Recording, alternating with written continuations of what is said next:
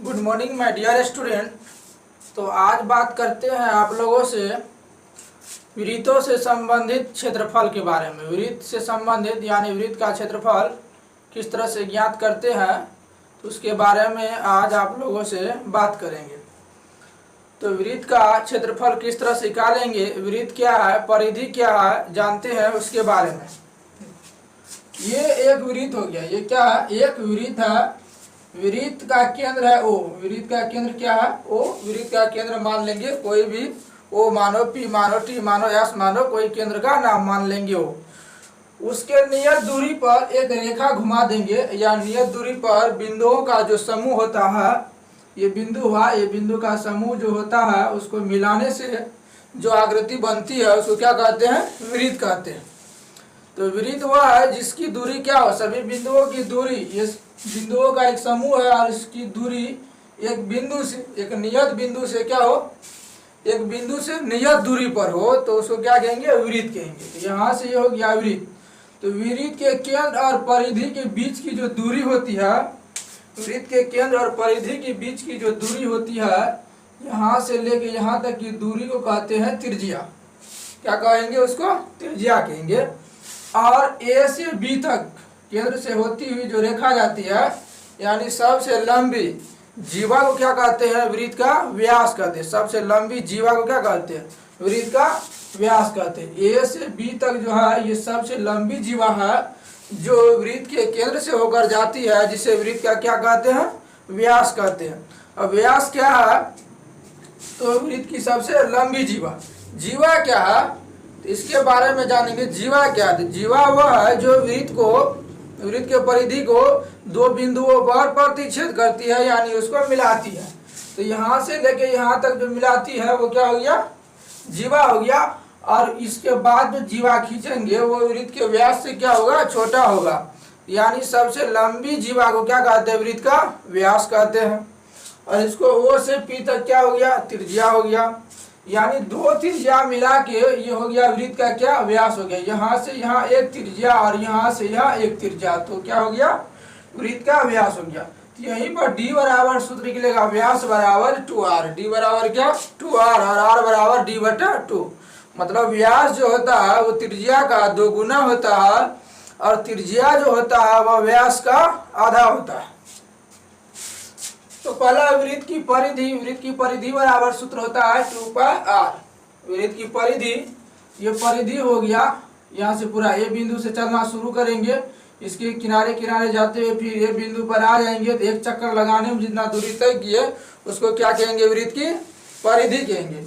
वृत्त की परिधि हो गया 2πr। वृत्त की परिधि 2πr हो गया।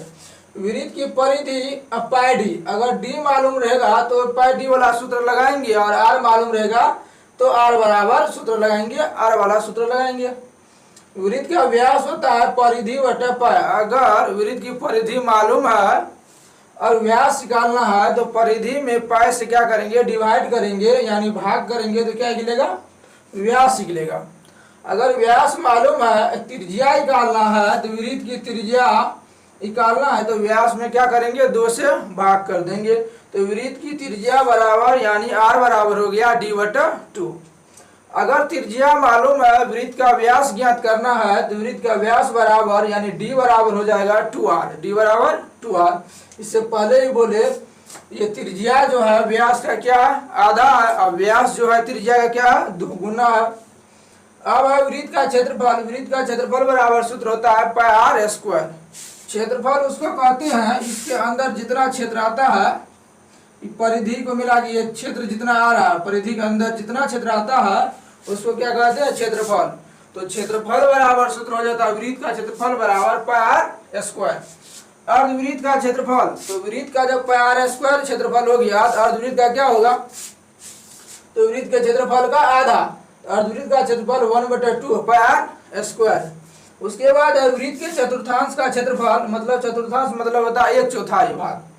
तो 1/4 भाग का जो क्षेत्रफल होगा तो πr² 1 कितना हो जाएगा? 4, यानी 4 से उसमें भाग कर देंगे तो वृत्त के चतुर्थांश का क्षेत्रफल निकल जाएगा। अर्धवृत्त की परिधि, अर्धवृत्त की परिधि जो निकालेंगे तो वृत्त के परिधि को अगर आधा करेंगे तो वो अर्धवृत्त की परिधि नहीं होगी। तो यहाँ से हम शुरू करते हैं, जैसे ए, यहाँ पर मान लिए बी, ये हो गया, यहाँ पर हो गया ओ। अब यहाँ से लेके यहाँ तक जो घुमाएंगे तो ये तो अर्धवृत्त की परिधि इधर हुआ, तो परिधि का इस पर से भी जाएंगे ना, इधर हो गया 2r, तो यानी अर्धवृत्त की परिधि हो गया, आधा करते हैं तो πr होता है, इधर 2r जोड़ देंगे तो यहाँ पर अर्धवृत्त की परिधि हो जाएगा 2 होगा यहाँ पर, या r होगा, यहाँ क्या होगा 2 होगा, यहाँ अर्धवृत्त की परिधि r इंटू प्लस 2 हो जाएगा, क्योंकि यहाँ से यहाँ तक का परिधि क्या होगा πr होगा, और यहाँ से यहाँ तक की दूरी क्या होगा 2r होगा, तो दोनों में r कॉमन लेंगे तो r इंटू पाई प्लस 2, तो अर्धवृत्त की परिधि हो गया, क्या हो गया r इंटू पाई प्लस 2 हो गया। वलय का क्षेत्रफल, वलय वो है जैसे रिंग की तरह, एक है रिंग की तरह कोई वस्तु रहता है, जिस तरह से हो गया चक्की हो गया गेहूं पीसने वाला, उसके अंदर छेद रहता है, या लोहा का कोई पटरा हो गया जो मशीन तशीन में लगाते हैं, बीच में छेद रहता है, इधर लोहा लगा हुआ रहता है।